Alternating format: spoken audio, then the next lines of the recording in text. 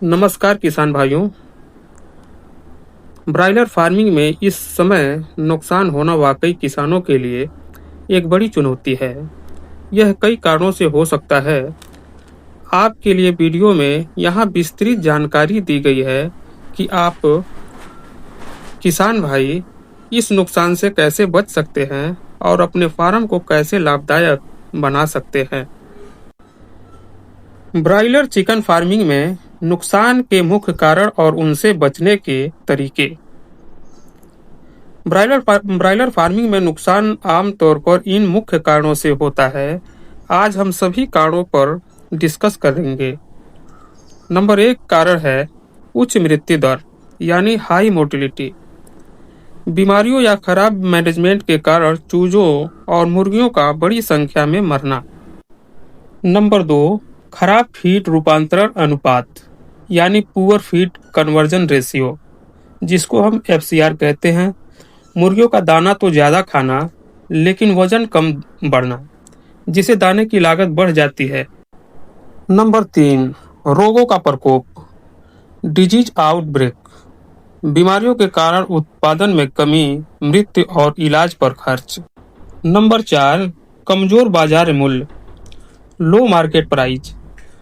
जब उत्पादन लागत से भी कम दाम में मुर्गियां बिकें। नंबर 5 अनुचित प्रबंधन, इम्प्रॉपर मैनेजमेंट। सेट दाना पानी या अन्य बुनियादी जरूरतों को ठीक से पूरा न कर पाना। आइए इन सभी समस्याओं से बचने के तरीकों पर विस्तार से बात करते हैं। नंबर 1 है उच्च मृत्यु दर और बीमारियों से बचाव। यह नुकसान का सबसे बड़ा कारण है। इससे बचने के लिए सख्त जैव सुरक्षा यानी स्ट्रिक्ट बायोसिक्योरिटी,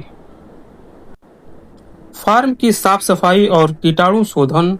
हर बैच के बाद शेड को अच्छी तरह से साफ करें, धोएं और कीटाणु रहित करें। उपकरणों को भी साफ करें और धोएं और कीटाणु रहित करें। एक साथ सभी चूजों को पालें और एक साथ बेच दें। कभी भी पुरानी मुर्गियों के साथ नए चूजों को न रखें। बाहरी लोगों पर नियंत्रण, फार्म में अनावश्यक लोगों या वाहनों के प्रवेश को रोकें।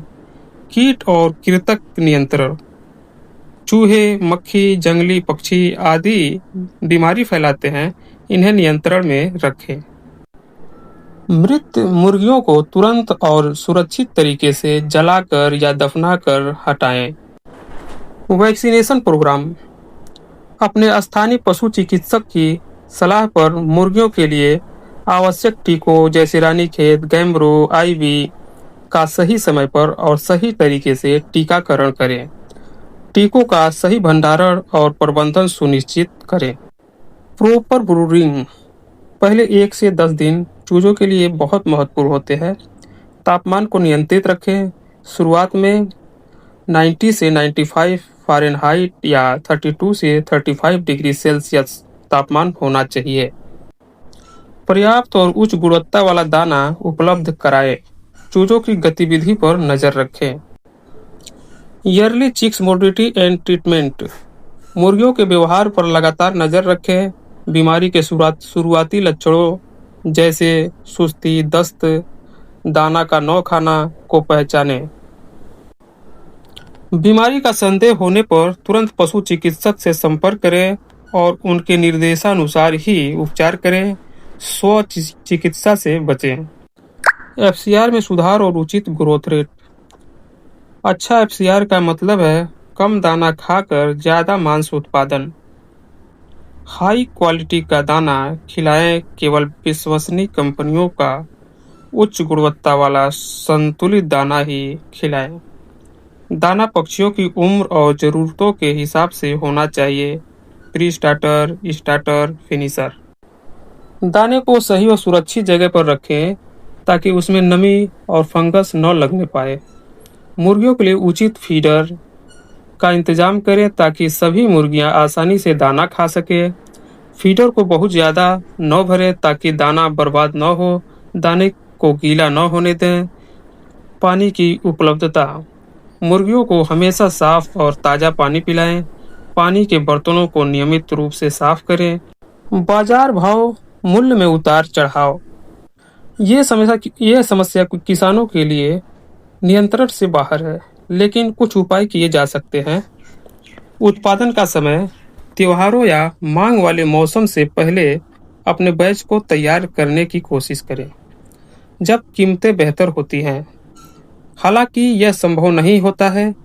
यदि संभव हो तो आप सीधे उपभोक्ताओं या स्थानीय छोटे दुकानदारों को माल बेचें, ताकि बिचौलियों का मार्जिन कम हो। छोटे पैमाने पर अपनी मार्केटिंग खुद करें। कुछ बड़ी कंपनियां इंटीग्रेशन कराती हैं, उनसे मिलकर आप काम कर सकते हैं, जहां वे दाने और चूजे देते हैं और तैयार मुर्गा एक निश्चित मूल्य पर खरीदते हैं। इसमें लाभ कम होता है, लेकिन आप जोखिम से बचे रहेंगे। खुद को और अपने कर्मचारियों को पोल्ट्री व्यवसाय की नई नई तकनीकियों के बारे में बताएं और जानें। दोस्तों, आज के लिए बस इतना ही। जानकारी अच्छी लगे तो चैनल को लाइक करें, सब्सक्राइब करें। जो बात समझ में ना आए कमेंट में पूछ सकते हैं। जय हिंद।